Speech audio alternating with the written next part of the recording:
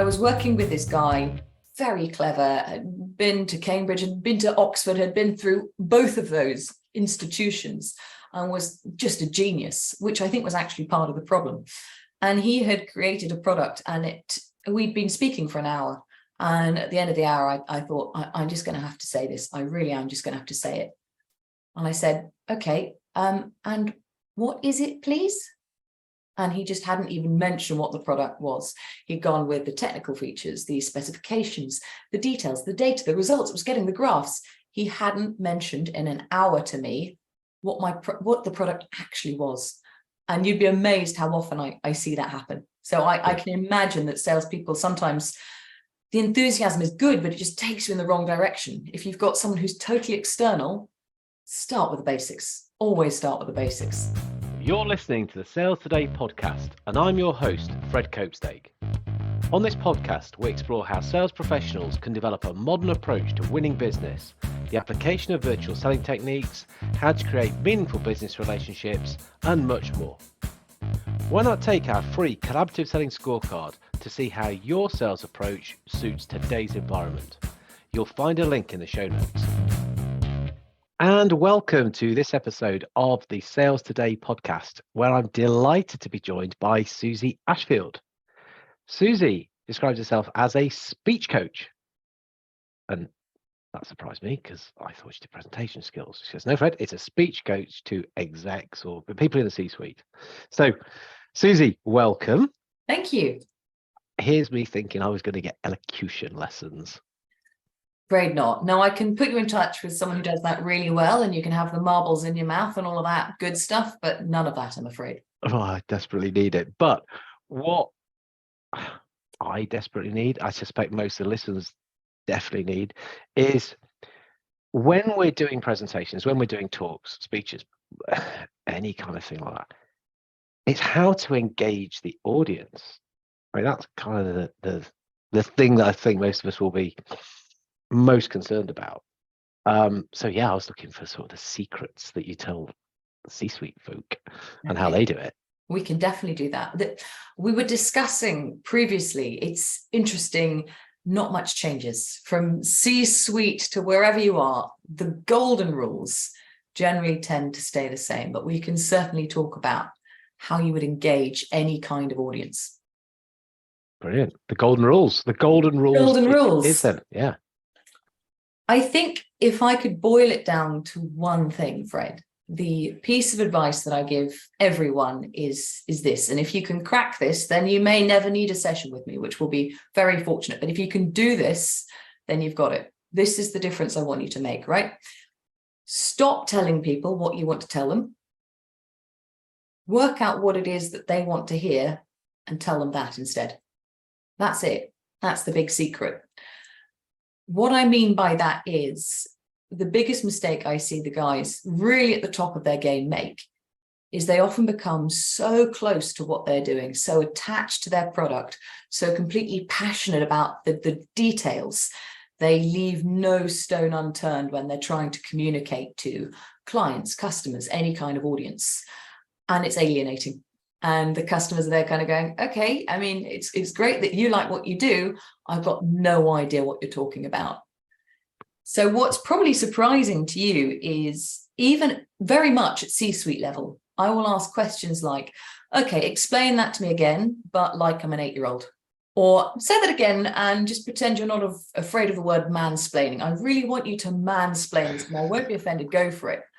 And that is actually where they struggle much more than what they originally told me about all of the details and all of the data. So it's about getting them far away from their product or their service or what they do or what they're trying to do, so much so they can tell an 8-year-old child about it and they understand. Salespeople and the C-suite have so much in common then. Because that's absolutely something I'll see. People, it's passion as often as anything, and they get excited about it. They want to get into that detail. They think that other people want to have this stuff, and they don't. And that's a bit crushing when you have to tell people that, isn't it? I remember I was once working, I won't obviously give you any names or any indication as to what they were doing, but I was working with this guy, very clever, had been to Cambridge, had been to Oxford, had been through both of those institutions and was just a genius, which I think was actually part of the problem. And he had created a product, and we'd been speaking for an hour. And at the end of the hour, I thought, I'm just going to have to say this. I really am just going to have to say it. And I said, okay, and what is it, please? And he just hadn't even mentioned what the product was. He'd gone with the technical features, the specifications, the details, the data, the results, was getting the graphs. He hadn't mentioned in an hour to me what the product actually was. And you'd be amazed how often I see that happen. So I can imagine that salespeople, sometimes the enthusiasm is good, but it just takes you in the wrong direction. If you've got someone who's totally external, start with the basics. Always start with the basics. Yeah. Well, and it's your job to pick people up on this. So you're allowed to say, I don't know what you're talking about. Honestly, that's why they get an external person in, because no one in the company is brave enough to say, we haven't got any kind of clue what it is that you're saying. And customers won't usually do that, either because they've lost interest that fast or bit embarrassed or whatever. Nobody does it. So everyone carries on thinking, I'm ace at present. Everyone really looks at me intently because they're trying to work out what you're saying.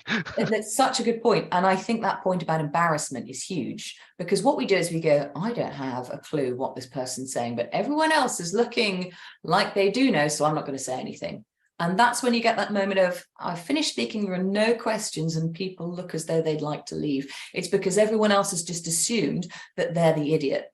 And I'm sure you'll have seen this before, Fred. If the customer is left feeling like a bit of a fool, they are going to walk away. Yeah. They'll sort of nudge sagely and sort of make positive noises, and we'll think about it. But I think, that's not really helped me. And I'm not going to put myself through that again with that person, is another really key thing, isn't it? Yeah. And what's interesting about when I explain this concept to a lot of people, they're really frightened about patronizing or dumbing it down. I don't think I have ever seen a client break it down too much or be patronizing or go too far into primary school language, but I always see it the other way around. Dumbing up. Well, it is, and I use that advisedly, because people sort of who normally talk like normal people suddenly go, oh no, I've got to do a presentation, I better put some big words in. Yes, I need to sound as fancy as possible. Yeah. And that makes it harder to kind of cut through what they're actually saying as well, doesn't it? You must have seen it before, yes? Yeah. It's like, why are you using those words? Oh, because it's a big presentation to an important person. It's like, cut them out, get rid. Yeah. If the CEO walks in and I'm not talking at my fanciest, if I'm not showing I have complete knowledge and understanding of what I'm talking about, then I will lose all credibility and get handed my P45. And the CEO walks in and goes, what the hell are they on about? Just using those weirdy buzzwords I hate. Why can't he talk to me like a human? I'm always very good going, I'm terribly sorry, I've got no idea what this acronym means. And everyone goes, thanks. Yeah, we told you that. Yeah. So dumbing up isn't a good idea. Yes. That explained to me like an 8-year-old. That's how often do people kind of not believe you that that's a good idea? And they're paying you money to be there and help them, and you've got a huge track record in this, but you tell them that, they go, nah, you're wrong. That's not like that in our world. It's a learning curve. They often have this light bulb moment, I would say. So it's a few seconds of, what is this? You can tell in the face, what is she on about? But you have the credibility, you have the confidence to keep going. And then what I do is I start to regurgitate back to them what I'm hearing in idiot language or Susie Ashfield language. And that is normally the moment when the penny drops. They go, hang on, how you seem to understand this better than I do. And I go, no, I have received no other information other than what you're telling me. This is how I'm understanding the information that you are giving me. And if you are listening to this thinking, how do I replicate that? You don't actually need a Susie Ashfield. Get someone who is a little bit external to you and your role, explain your idea to them, and then ask them to paraphrase back to you. If they can do it in a way that then lands really well with you, you're there. If they sit there going, I think it's this, and they're really far off the mark, that's then on you to work out a different way of explaining it to them. And there's a really, really good example of this, Fred, in a brilliant TED talk. One of my my favorite TED talk. It's by Hans Rosling, and you might have seen it. It's called Global Population Growth, Box by Box. And Wow. Hans Rosling, he's died in 2017, sadly. But at the time he's giving that talk, he is on the board of people who choose the nominees for the Nobel Prize in Science every year. So this guy, he's a professor, obviously. He knows his stuff. He's the same guy who I think wrote Factfulness. He's a brilliant individual. He's very clever. But he knows that if he stays very clever, then he stays in his clever palace and no one gets his ideas and he's not going to get book deals and no one's going to listen to his TED talk. And he talks about, particularly in this TED talk that he put together that I think is his best, it was the hardest one for him because he, at the point he's giving the talk, knows more about his subject possibly than anyone else in the world. Yeah. Imagine being the expert on your subject and you have to explain it in a way the internet not only gets, but loves and shares and adores. And he does it with toys and flip-flops and boxes. And take my word for it, if you want to see the premium example I can offer you of someone explaining something very complicated in terms that 8-year-olds can understand without patronizing the audience, that is the talk to watch. Yeah. You just use an expression there that I wrote down and I like a lot. And I suspect you throw it at people when they're carrying on and they're not quite getting this. You can stay in your clever palace if you want to. Am I right that you might might be in the armory? Actually, that's probably a little bit more candid because it's you, Fred. I can speak as I please. I would find a much more diplomatic way of saying that. I quite like that one. I might borrow it then. If you're not using it on a regular basis, I'm borrowing that one. The image that comes to my mind is, you remember the Sherlock Holmes series with Benedict Cumberbatch? And I think Watson says, oh, you've gone to your mind palace, and literally Benedict Cumberbatch is picturing things.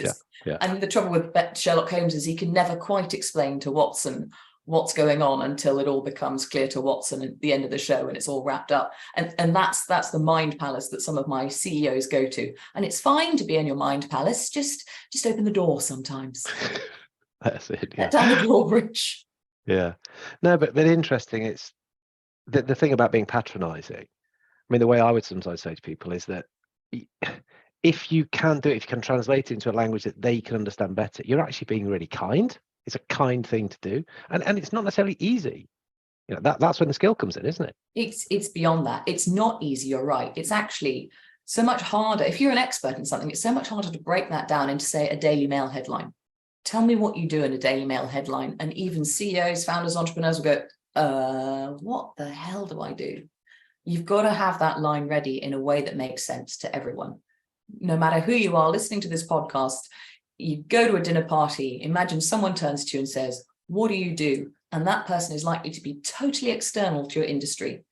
How do you get them to understand in a sentence or less what you do and why it matters? Yeah. My sentence, because I'd often get that one and people go, oh, a speech therapist, fantastic. I go, no, not a speech therapist.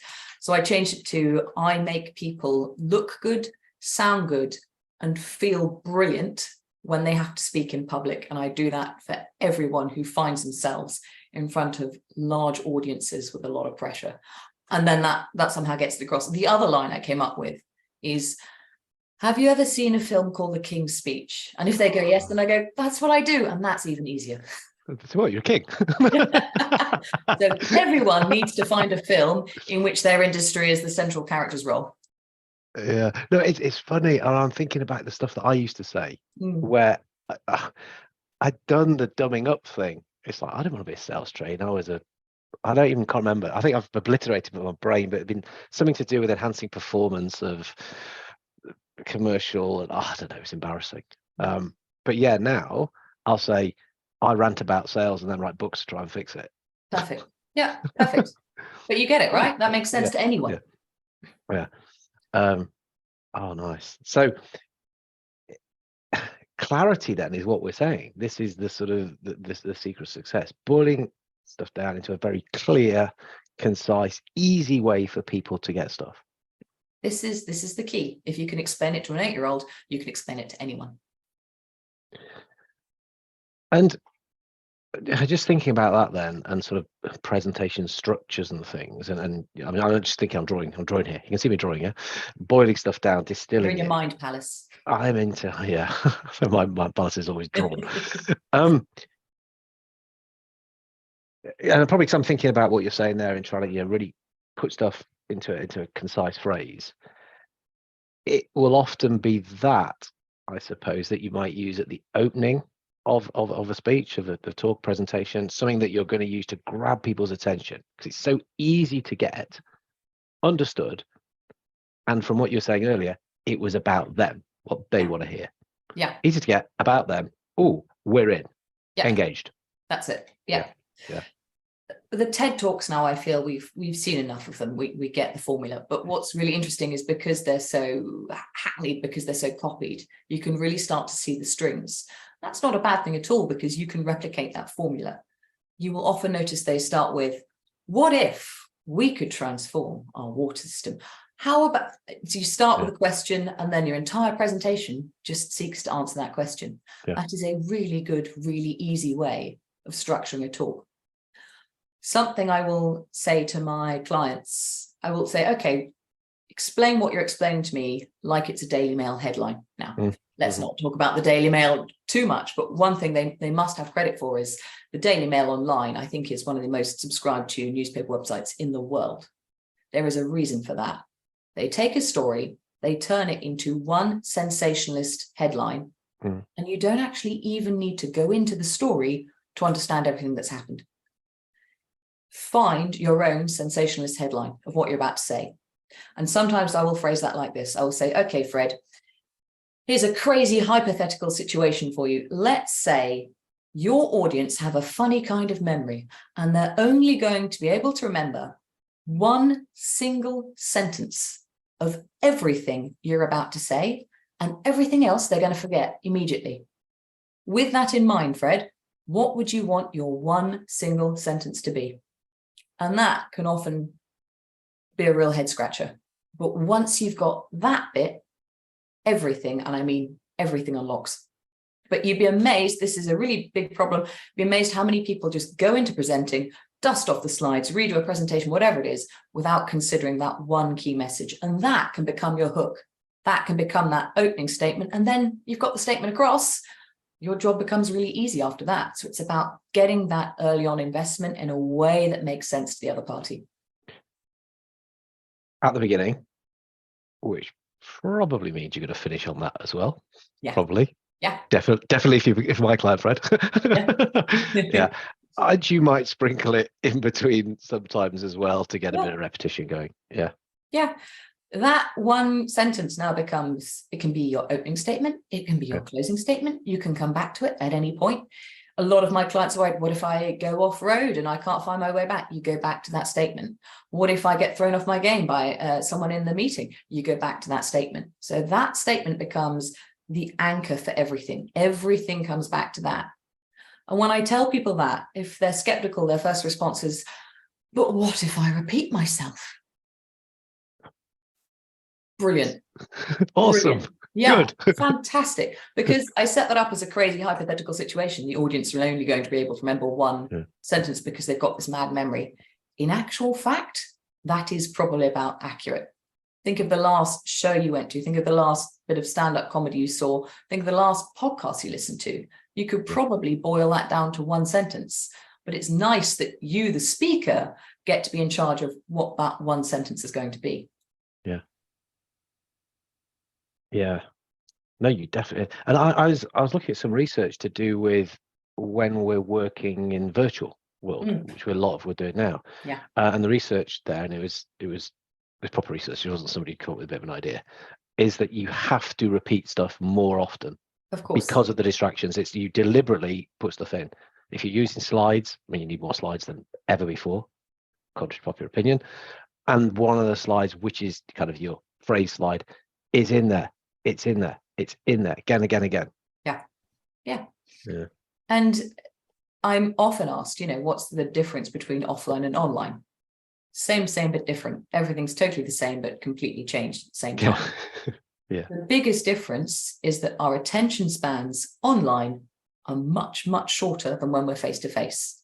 So what you do then is everything needs to become shorter, sharper, and you need to go much higher with your overview. And that's where that one message is going to really be your friend. So once you've found that key message, don't be afraid to really hammer it home, because your job as a communicator is, this is my one message, I must get it out to many. Once the audience have that message, as far as I'm concerned, your job is done. Sit down, go home, have a rest. Yeah. I just think it's not like attention spans are getting any longer anyway. In the room, on screen, whatever. It's our attention spans are getting shorter and shorter, and I'm convinced every day. The average length of a TED Talks aren't meant to be longer than 18 minutes. Yeah. And the TED organizers, Chris Anderson, worked that out. He decided that was the maximum amount of attention people would have. I have seen a direct correlation. We've seen it in YouTube, we see it on TikTok. The shorter your message, the more buy-in you will get. And yet all of my guys go, I must prove my credibility. The way I prove my credibility is to leave no stone unturned in demonstrating my knowledge. The opposite is true. I am so interesting. The audience will want more from it. That's pretty arrogant. They really, need to know I'm worthy. No, just they'll bump the next speaker. They'll forego their lunch. Yeah, right. Yeah. It's funny actually. I hadn't listened to TED Talks for a bit, and then last week I listened to 10 on the trot. That's a bit weird. No, I was traveling to Spain and I wanted to tune Spanish language back in. So I'd got TED Talks in Spanish on. I was listening to them all. Cool. And now you mention it, most of those were between 11 and 14 minutes long. There you go. Yeah, they know what they're doing. Yeah, because they're quite modern ones.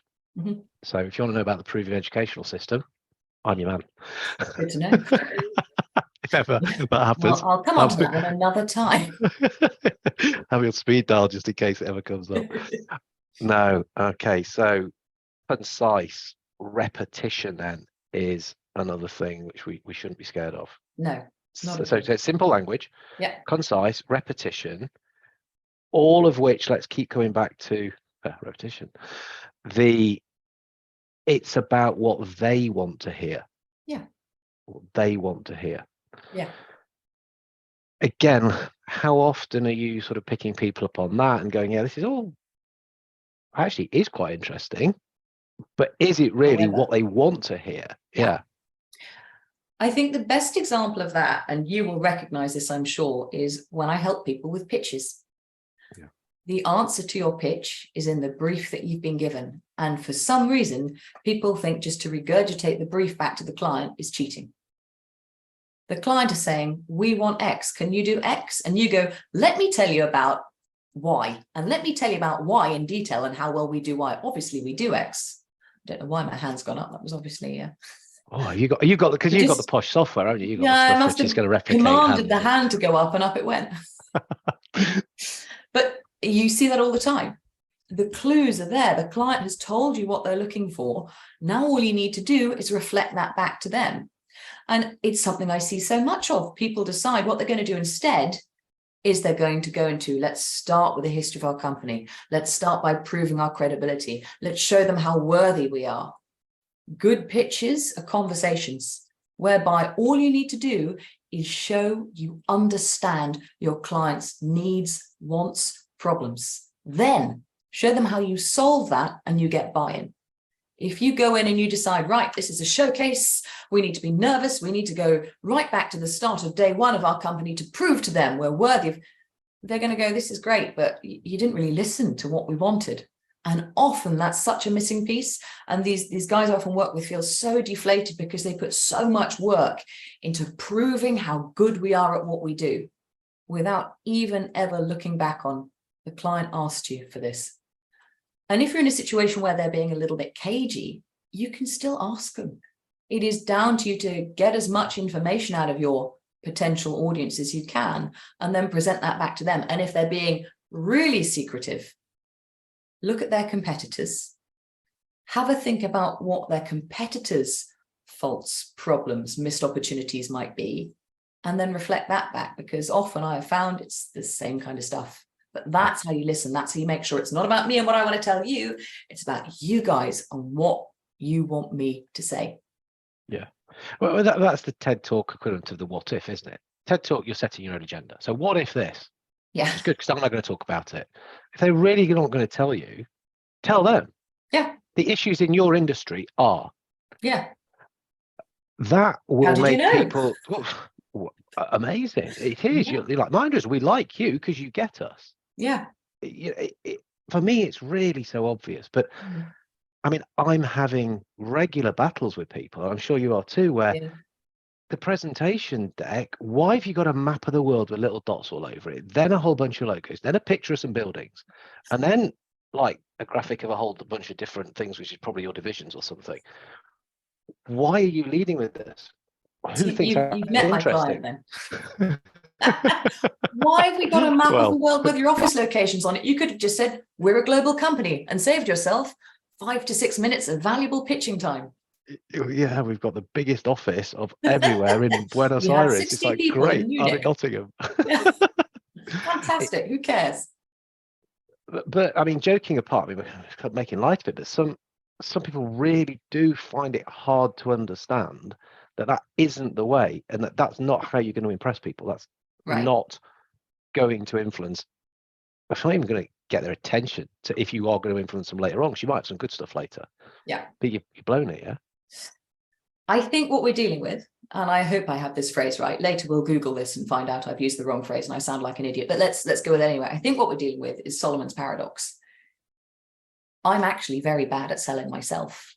I can sell my clients. I can see it there. I can see what their clients want. I can see why they're getting it wrong. And I bet you can as well. But it is so much harder to hold the mirror up to yourself and go, what problems do I solve here? And I think that is why having that external person or that external party come in and go, it's not about how many offices you've got in Munich or Liverpool or whatever. This is what they want. Just tell them that.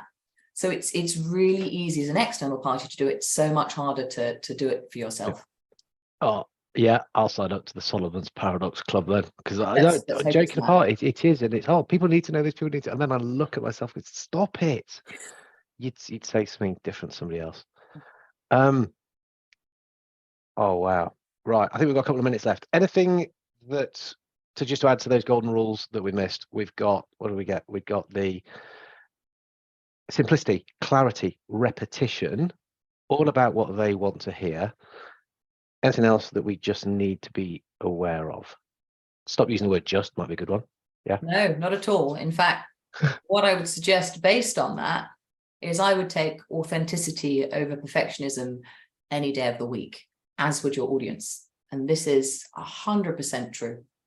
I'd rather have someone who you knowed and ummed and erred and threw in too many justs, but spoke honestly and interestingly and messed it up and swore occasionally, than someone who was word perfect because they were reading it off a script. And the reason they were reading it off a script was because it had to be perfect and they couldn't miss a single point. And that is so dull.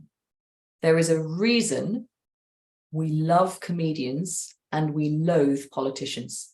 It's because comedians present to us as vulnerable, authentic. Let me tell you about how bad my day was and make you feel better about yourself. Politicians tend to not skip a beat, and they're full of things that perhaps will on occasion turn out to not be true. But they come at a holier than thou point of view to the audience, which is why I just don't believe you.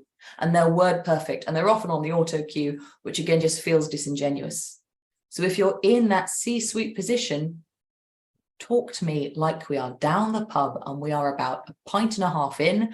And believe it or not, I would rather buy into that than I've got a very shiny glass corporate building. Awesome. Authenticity. Yeah. Oh, that's an authentic mistake. Yeah, that's a whole subject in itself. Perhaps we should cover that one on a different time. Just before I came on, I saw there's a new video on TikTok, and it's Matt Hancock in a pub being a normal person, and he says, I'm a normal person. It feels like 7 or 8 times, and he's got a pint in his hand, which he's obviously seen Nigel Farage do, and was like, that's a good idea. What Nigel Farage, and it just feels. Yeah. Keep saying it enough, mate, and it's still not true.